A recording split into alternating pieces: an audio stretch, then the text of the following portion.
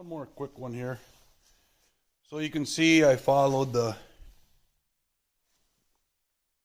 top side.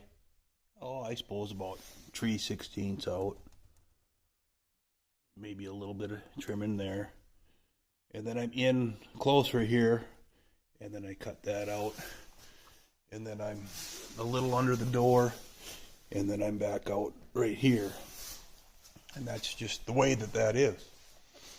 So now the issue is to form a piece of half round that I can put on there. So you guys are probably familiar with one of these. Yeah. And so at this point, when you very slowly move it, I've got to bend. I'm going to copy it so each side is the same. But this, I'm going to try to do it with one hand. We'll begin then. Oh, God, this is not going to be that easy, but we'll try it. I gave myself a little extra. Right there. So then I'll continue to follow around this channel. Do that long sweeping, look at it this way, that long sweeping radius back. And then I'll do it in two pieces. I'll do both pieces because, of course, you flip one over, it's for the other side. And that'll get me going. This is 6 feet long. That's a little over 5 feet. So I'll cut my waist off later and we'll go from there. But these things do come in handy for a bunch of little stuff. For the value, it's not something you use every day, but they do come in handy for trinkets and small projects. One last thing. So I got I just put a coat of self-etching primer. We're looking at the back side now of each of those door stops. I just basically taped them.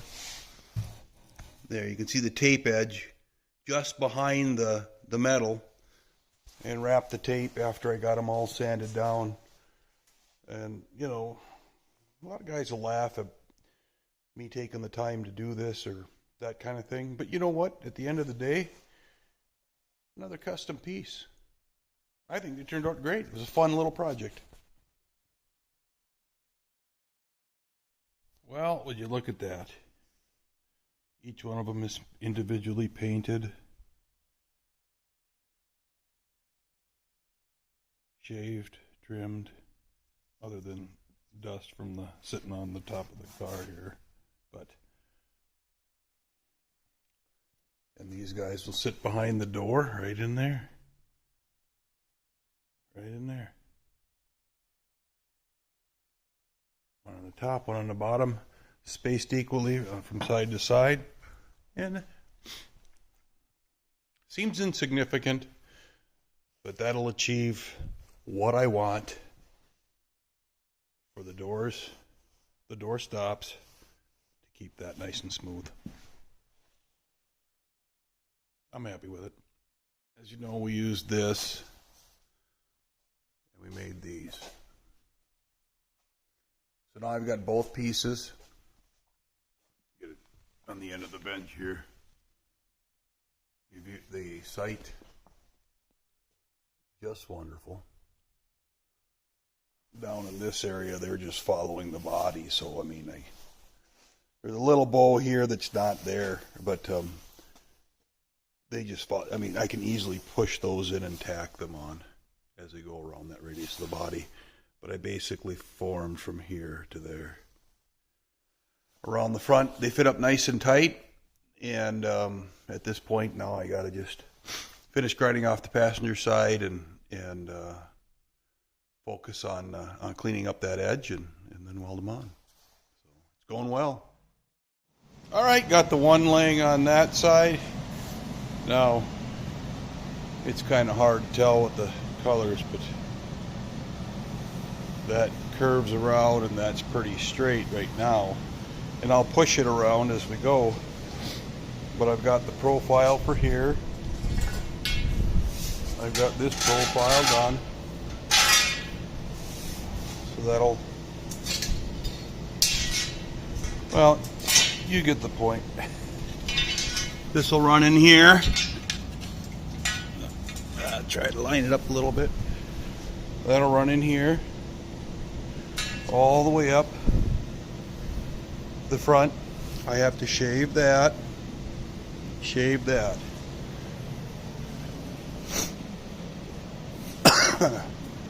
It's winter. I've just got this tack welded on, not in the back. My last tack is right here, and I have to get into this bead here.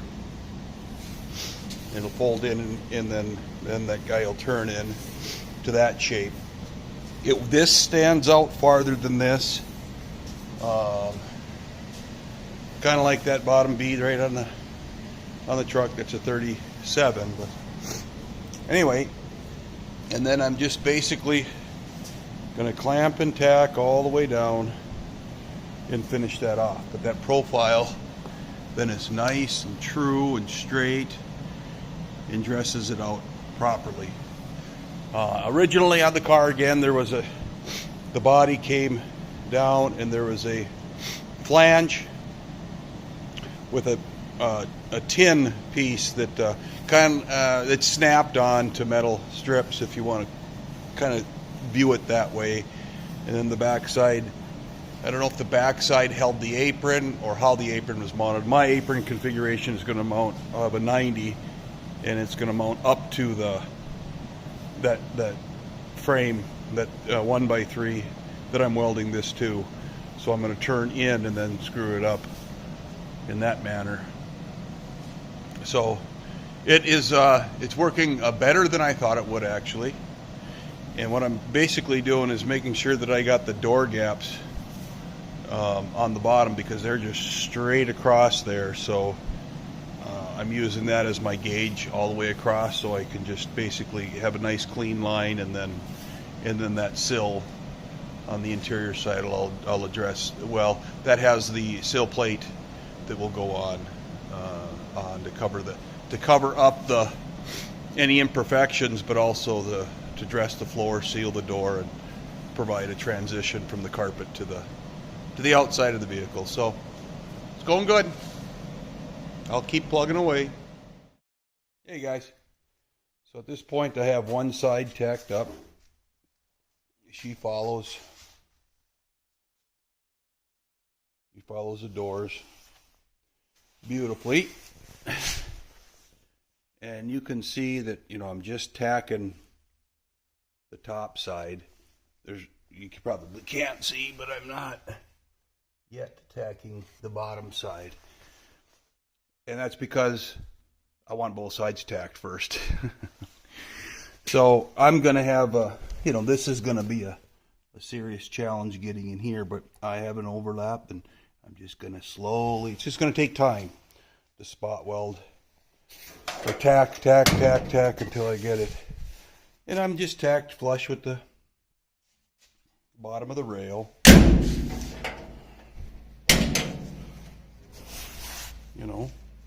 And here, I've ground a tack off. I kept repositioning until I got what I wanted, which was just following that door profile across the bottom.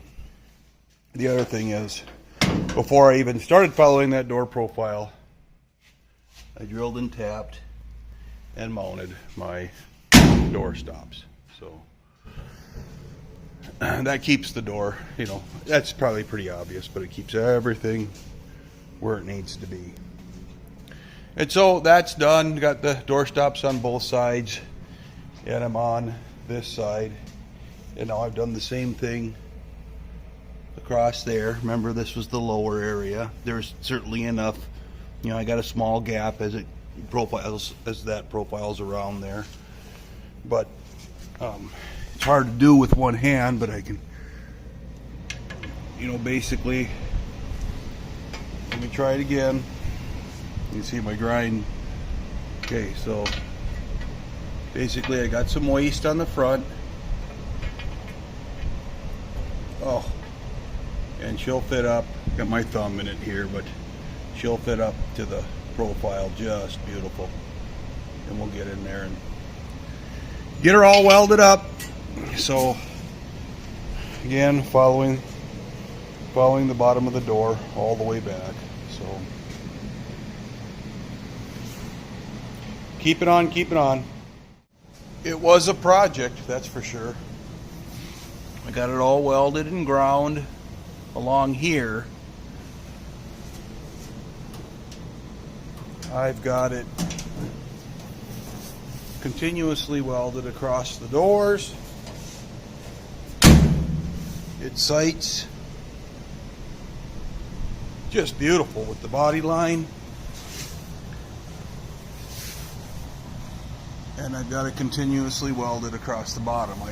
I need to finish the ends, both ends, but that's the gingerbread on the cake.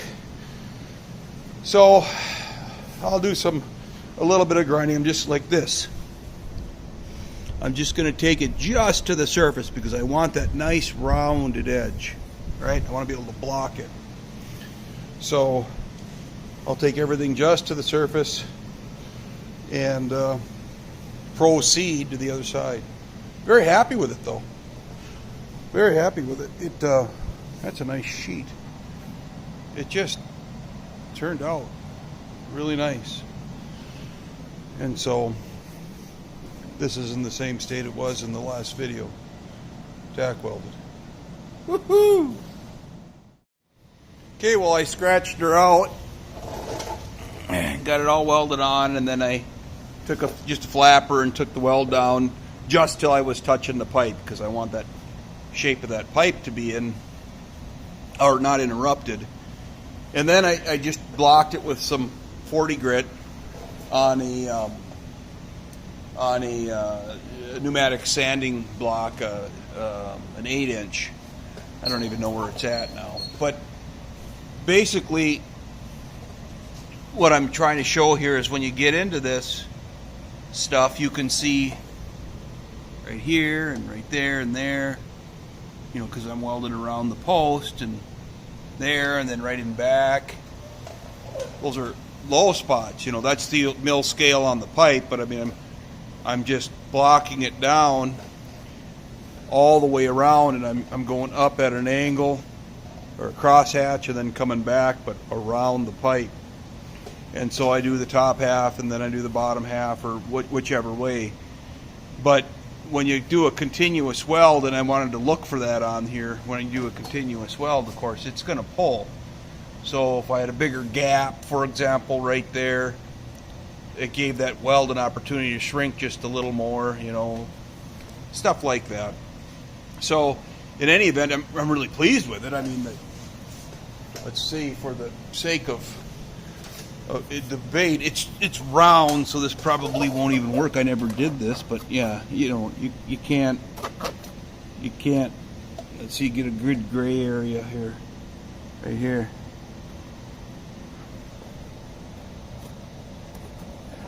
You know,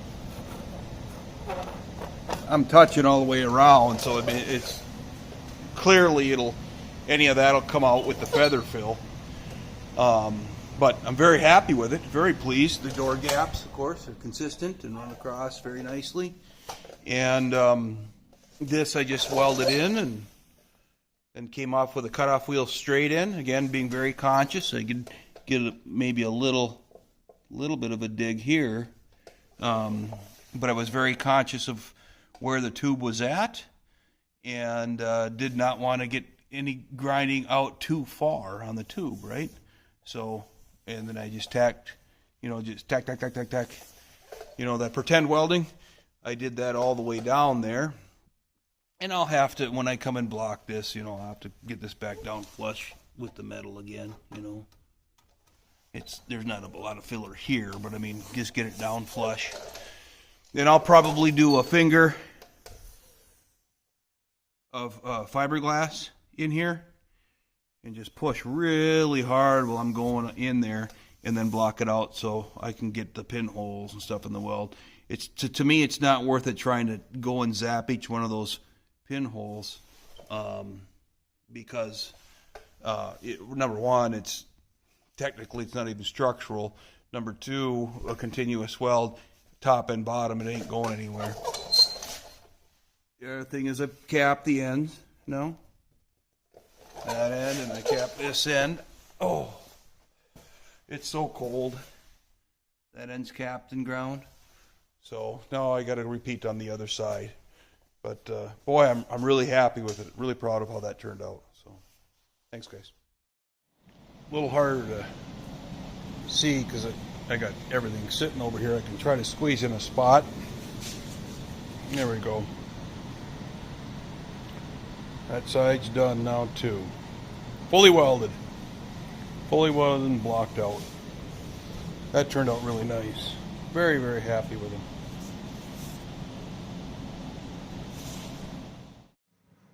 Hey guys, continuing on with the theme here.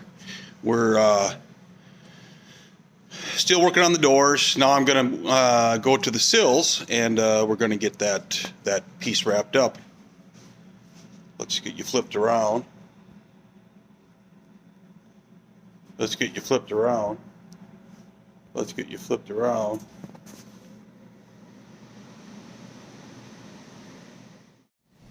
There we go. So we can see what I basically have. The tubes are seam welded to that flat piece.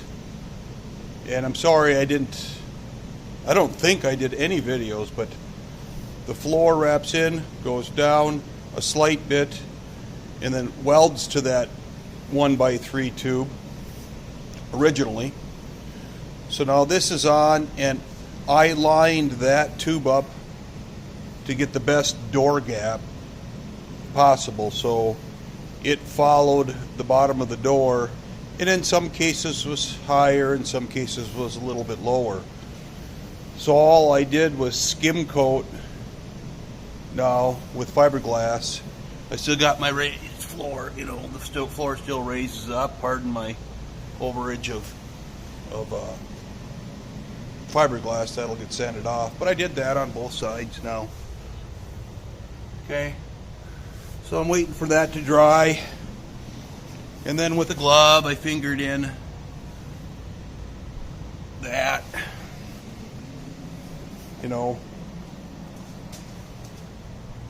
and that, so that I'm filling any and all pinholes. Just push it in, and run your finger across it, and it gives a pretty nice profile anyway, but then you just sand off around it and you've got all your pinholes filled up. This will enable me to kind of flatten it. It's just a skim coat, but it'll take any of the changes in elevation between the bar and the original floor. So then I'll sand that profile flat. The carpet then comes around the corner here, and it's pinched. It'll pinch with a sill, a door sill, and that door sill will continue with this ledge, and that'll run all the way across for the door seal. So that's the trick that I'm going to do. It's not really a trick, but that's the method that I'm going to use to get that put together. So that's the phase I'm on. I am almost done with the openings, in the sense of preparing it to start over with blocking and painting. So, and blocking and priming, because priming is the preparation for paint. Priming is the preparation for blocking. Again, which is the preparation for guide coat blocking, which is the preparation for typically applying spot primer to guide coat block again, which is the preparation for painting, which is the preparation for wet sanding, which is the preparation for polishing. So I'm a ways away. Well, today more than today, yesterday and today, I sat and ground up the back and tapped everything. Just dollied all my mess back here, dollied it out, and got it to a point where I can build structure or build shape around it. So I just coated it, and if you look,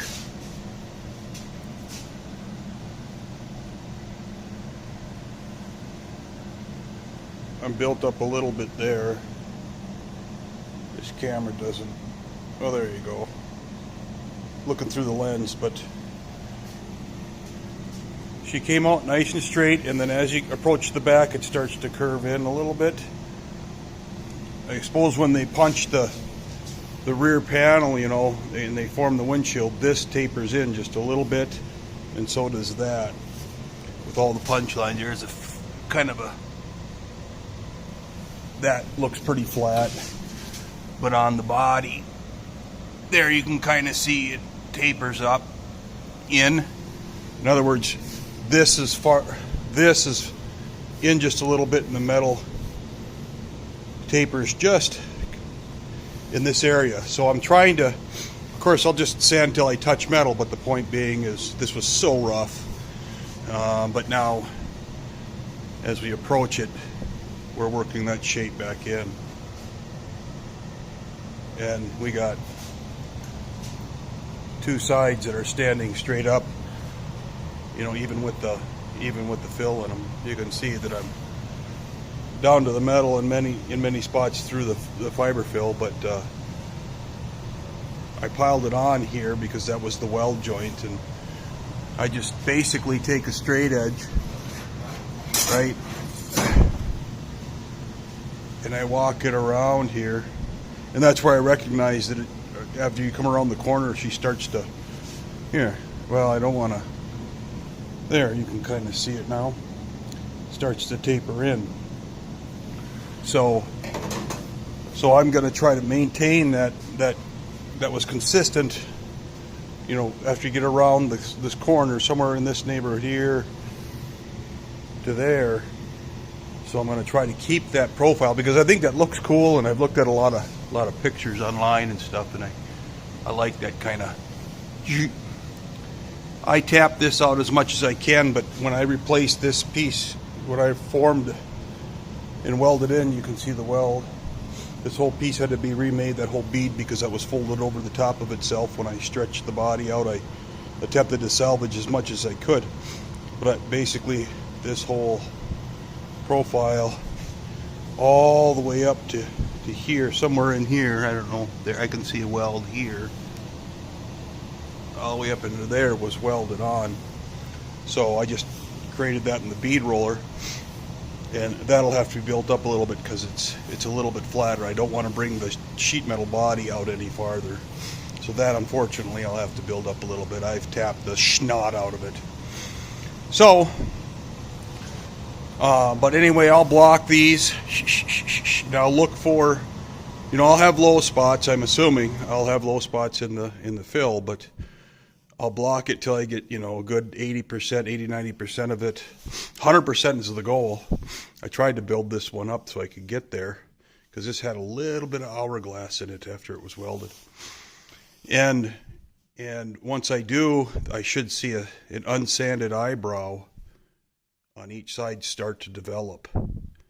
And as I do that, then I will work that. It's kind of more art than it is science, but I'm continuing to touch the metal so that I can maintain that shape in there. Anyway, it is coming along. It is, I spent probably an hour just tapping that window ledge out. This one I had done when I put the roof on, and of course chopped it, and those are weld seams. But now this here area, I got the profile right. The window surface is completely straight across. It had some bow. I had to cut where I spot welded, tack welded it on, plug welded it on. I cut all those off. In fact, I cut the whole flange off, cleaned the whole metal, pushed it out, and then seam welded it. Seam welded it. Not continuous, but I mean, way the hell more than the 7 or 8 plug welds that were through it. Okay, and then so I'm down to the metal surface there, and it's in and it's good and strong. So okay, guys, it's going well. We're gonna keep plugging away. Hopefully, I can arrive at a shape here, get that dressed, and then it's on to.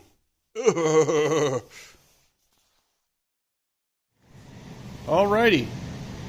Give it a little bit of a close-up so you see him hitting metal pretty well down the side. This is the weld seam up in here, and then I just kept blocking until I started hitting metal. You know, that's a low area. Won't tell you what you don't already know, but I taped off the bead and then blocked and blocked until I was hitting metal. Because fundamentally I had the shape. This is all low on here. I hit this metal here, as is this. And I can start to reach in, but I don't want to upset the symmetry or the shape, so we'll talk about that in a moment. And here, and here, and here. And then when I was blocking, I noted that I can see light right here, right in this area, through this bead. So that needs to be built up as well as behind it. You know, I'm not going to try to sand in there, but I just kept blocking and then finally, see it start to step in right there at the bottom. I'm holding it flat with the top, and then it steps in fairly dramatically. You know, roughly, inch or so from the top. I'm gonna switch hands.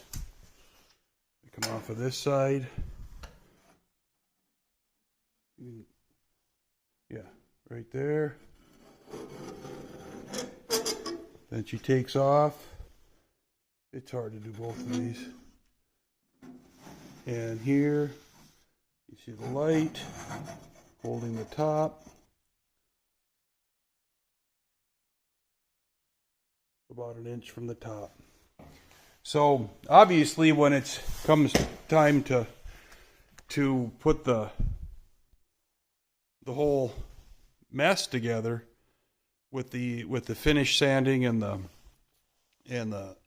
primer surfacer and the filler primer, you know, obviously I'll fix these with regular mud. That's what I did on the top before I sanded it. I'll block all that. That'll all go to 80. This is all just 36 and 40 grit, basically. But I'll block that out to 80. Finish dressing out the rear window. I guess I went in and did the same thing here.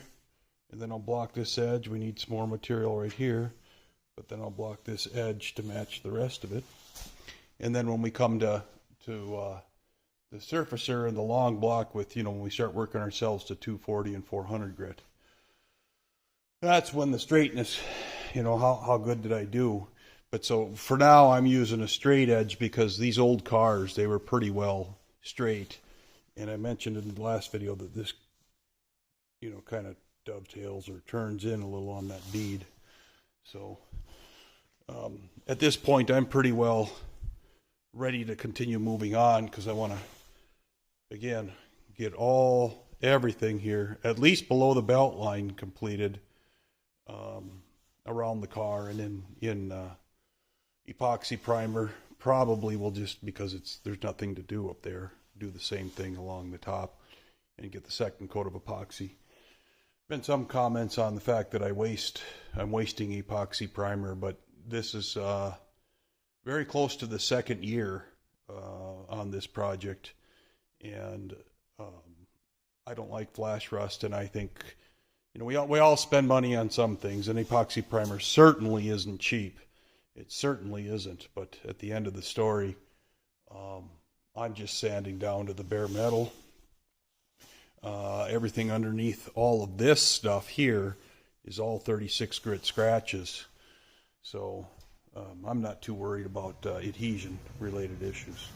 So thanks guys, have a great day.